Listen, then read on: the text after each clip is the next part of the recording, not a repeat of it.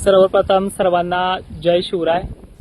मराठवाडा आणि विदर्भ याच्या तुलनेमध्ये कालपासून रात्रीपासून वाढ झाली, तर आज सकाळी 21 तारखेला भोकरदन, जाफराबाद, चिखली ते अकोला, अमरावती, चंद्रपूर, गोंदिया, भंडारा इथे सुद्धा वाढ होताना दिसते। विदर्भाच्या उत्तरेकडील भागांमध्ये लो प्रेशर आता चांगलं मजबूत बनलं चालू आहे आणि ते लो प्रेशर संध्याकाळच्या 8 ते 9 वाजेपर्यंत जालन्यापर्यंत आपला प्रभाव टाकणार आहे। आजच्या या व्हिडिओमध्ये पूर्ण जिल्ह्यांचा आढावा घेऊयात, पण तत्पूर्वी एक विनंती आहे की तुमच्या भागांमध्ये कमीत कमी पाऊस झालेल्या भागांच्या कमेंट या व्हिडिओच्या खाली असाव्यात, कारण की अनेक जणांचं म्हणणं आहे फक्त 4 ठिकाणीच पाऊस पडलाय। तर मलाही माहिती तो 4 ठिकाणी पडला की किती ठिकाणी पडलाय, त्या तालुक्यांची त्या जिल्ह्यांची नावं मला पाठवायची। दुसरी महत्त्वाची गोष्ट, आपल्या शेतांची काय अवस्था आहे, जिल्हा अधिकाऱ्यांना दुष्काळीचा आढावा निवेदन देण्यासाठी इतकं पीक आपलं वाया गेलंय का ते नक्की आवर्जून मला कमेंटमध्ये करा, ही विनंती आहे तुम्हाला। तर एक चक्कर मारली आपण शेतामध्ये, दिवसेंदिवस ह्या कापसामध्ये चांगली प्रगती होताना दिसते आणि जवळून जर झाड दाखवलं आपण, त्याचा डेरा देखील वाढताना दिसतोय। चक्क 7-8 दिवसाचा हा रिझल्ट आहे। मागे इतकाच कापूस होता, हेच ते गवतापसलं लिंबाचं झाड, तिकडे पण आपण चाललोय। तर ठीक आहे, औषधाचं नाव तर मी सांगणारच नाही, कारण की बरेच जण लोक 1-2 का कमेंट असतात, त्या म्हणतात तुम्ही पाऊस हा औषधाच्या कंपन्याकडून पैसे घेऊन सांगताय। एक पुरावा हवाय फक्त मला, एक पुरावा, अंदाजच बंद करून टाकतो जागी पैसे घेतले असले तर। आता विषय येतोय हवामानाचा, की राज्यातल्या पावसाची प्रगती आज चांगल्या पद्धतीनं जळगाव धुळ्याकडनं सुरुवात करणार आहे। बुलढाणा नाही म्हणलं तरी एक ना एक कोपरा आज संध्याकाळपर्यंत रिकव्हर होऊन जाईल।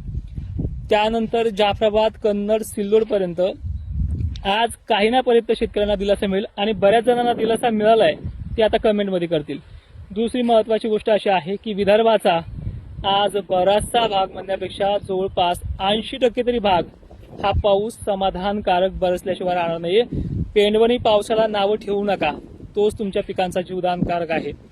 त्यात महत्वाचं म्हणजे की जवळपास या पावसाची मजल अजूनही उद्याच्या दिवस भर भक्कम आणि जवळपास व्याप्तीचा विषय येतोय विदर्भासाठी, तो खूप चांगला आहे।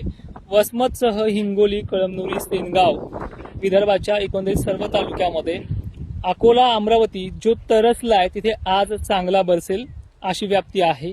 गडचिरोली, भंडारा, नागपूर, चंद्रपूर, गोंदियामध्ये अनेक ठिकाणी मेघगर्जना पण होईल, तिथे सर्वदूर सारखी आजची प्रणाली आहे तालुक्यानुसार तरी। नांदेडच्या किनवट आणि परभणीच्या अनेक भागांमध्ये काल रात्री दुपारी 3:30-6च्या दरम्यान सुद्धा झालाय। आजही तिथे वेळ घेईल संध्याकाळपर्यंतचा, पण तिथे रिमझिम ते चांगल्या प्रतीचा पाऊस पडतोय। तर विषय असा आहे की याच भागांमध्ये 1-2 ढगांच्या गर्दीचं प्रमाण जर पाहिलं तर इथे मुसळधार सर देखील अनेक भागांमध्ये कोसळली, त्याच्या कमेंट आपल्याला व्हिडिओमध्ये पाहायला मिळतील आणि संध्याकाळी देखील आहे। आणि विशेषतः आता वळूयात मराठवाड्याच्या दिशेने। बीड जिल्ह्याची परिस्थिती काही भागांची किचकट आहे। प्रोसेसिंग वातावरणाची जर पाहिली तर ती थोडी किचकट चाललेली आहे, पण वातावरणाची ढगाळ प्रणाली ही जी अजूनही संपुष्टात आलेली नाहीये। जर वातावरणामध्ये पाऊस नाही सांगितला नसता तर वातावरण पूर्ण बखाडी स्वरूप पाहायला मिळालं असतं। आभाळामुळे पिकं 4 दिवस तरी टिकून राहिले आणि त्याच्यामध्ये शावर सारखी रेन पडतायत सुद्धा आहे आणि त्याच्यावरती पिकं आपल्या पद्धतीने जतन आहेत। पण महत्वाचा मुद्दा असा येतोय की एवढाही बेकार काळ नाहीये जो तुम्ही वारंवार टोमणे मारताय।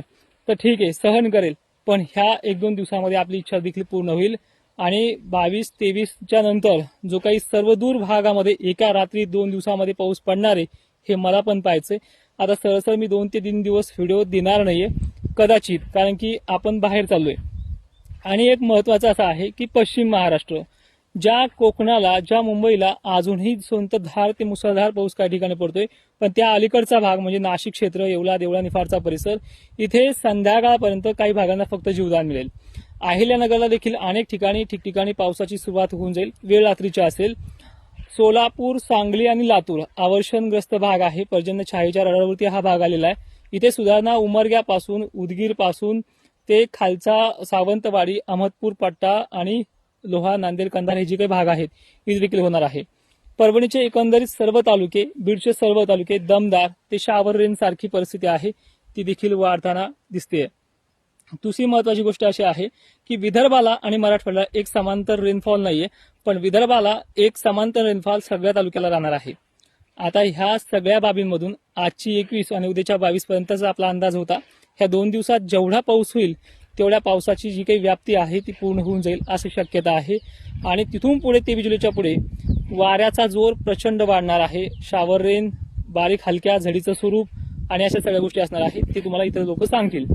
पण या महत्वातून एक तुम्हाला वारंवार कालच्या व्हिडिओमध्ये पण सांगितलंय की जर येणाऱ्या 2 महिन्यामध्ये, अजून पावसाळा 3 महिने राहिले आहे, 1 महिना आता उद्या पूर्ण होतोय, ह्या 3 महिन्यामध्ये जर विहिरीच्या, धरणाचा, जायकवाडीचा अनेक भागांचा प्रश्न जर नाही मिटला तर 100% ह्या वर्षी दुष्काळ आहे. पण एका महिन्यामध्ये दुष्काळ वर्तवला जात नाहीये. मान्य आहे अनेक ठिकाणी पेरण्या अजूनही बाकी आहेत, पण दुष्काळ म्हणजे खूप मोठं विश्लेषण आहे. गेल्या वर्षी जनावरं मेले, माणसं वाहून गेले, अक्षरशः पिकं सडली, काही काही शेतकऱ्यांच्या आयुष्यातलं कमाई पण निघून गेली आहे. तेव्हा ह्या प्रशासनाने तो ओला दुष्काळ म्हणून जाहीर केला नाहीये. जोपर्यंत शासन ओला दुष्काळ जाहीर करत नाही गेल्या वर्षीचा, तोपर्यंत मी ह्या पावसाला सुद्धा कोरडा दुष्काळ मान्य करत नाहीये. जर तो पाऊस ओला दुष्काळ नव्हता तर मग हा कोरडा दुष्काळ कसा? आणि एक विनंती आहे की घाबरले जाऊ नका, अजून परिस्थिती वाढ होते. हरिश्चंद्राचे वारे किंवा मोसमी वारे याला जे काही म्हणलं जाते, हे वारे 1.5 महिना कायम राहतात. अजून 1 महिना पूर्ण राहिलेला आहे, अजूनही ते 8-10 दिवस राहतील. पण येणारा काळ आपलाच आहे, एवढा गंभीर काळ पुढे नाहीये. आणि परतीच्या पावसामध्ये विहिरीच्या पाण्याचा सगळ्या गोष्टीचा प्रश्न मिटणार आहे. फक्त ह्या वाऱ्यामुळे, जे आता हे ढग आल्याच्या नंतर वारं सुटतंय, ह्या वाऱ्यामुळे पिकं, ह्या पावसाची जी काही प्रणाली आहे ती मोठ्या थेंबाची बनत नाही. शावर रेन सगळीकडे चालू आहे, बारीक सारीक पाऊस सगळीकडे चालू आहे. आता थोडक्यात जाता एवढंच सांगेल की महाराष्ट्रामध्ये पुढचे 24 तास खूप महत्वाचे आहे. विशेष करून विदर्भाला तर जवळपास व्याप्ती पूर्णच होईल. विदर्भाच्या सर्व भागांमध्ये पाणी समाधानकारक बरसेल. खानदेशचं चित्र आजपासून पलटतंय आणि ते पलटत जाणार सुद्धा आहे. आणि विशेषतः मराठवाड्याच्या बाबतीत धरसोड प्रणाली जरी असली तरी शावर रेनफॉल जी कंडिशन आहे, झडीसारखा म्हणा, मध्यम म्हणा, ही अशा प्रकारे होत राहील. आता जाता तुम्हाला एकदा परत आपला कापूस दाखवतो. चांगल्या पद्धतीनं कलर आहे आणि वाढ पण चांगली होताना त्याची दिसते. जय शिवराय, धन्यवाद.